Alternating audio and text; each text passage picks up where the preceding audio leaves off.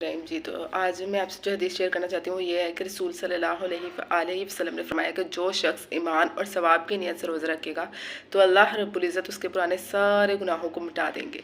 देखिए, सबसे बड़ी बात तो ये है कि हमें रोज़े जो रखने हैं वो ईमान की नीयत से रखने हैं। अब आपने जो बाकी रमज़ान रह गया उसमें अपने ज़हन में रखना है कि जो रोज़ा हम रख रहे हैं उसमें हमारी नीयत सवाब की होनी चाहिए, हमें अल्लाह पर ईमान होना चाहिए।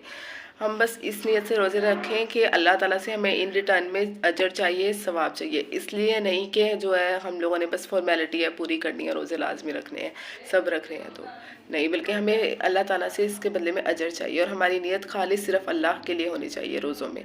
और दूसरी बात ये है कि हमें सिर्फ़ अल्लाह की रज़ा के लिए रोज़े रखने हैं और हमें सिर्फ़ अपनी नीयत दुरुस्त करनी है, उसके बदले में अल्लाह ताला हमारे सारे गुनाहों को माफ़ कर देंगे।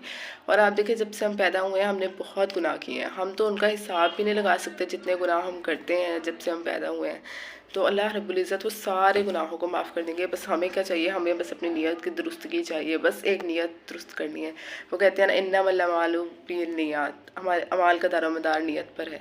बस अपने नीयत को दुरुस्त करना है और तो हमें कुछ भी नहीं करना। जब तक सुबहान अल्लाहि व बिहम्दिही जो शख्स पढ़ता है तो अल्लाह रब्बुल इज़्ज़त उसके भी सारे अगले पिछले गुनाहों को माफ़ कर देते हैं।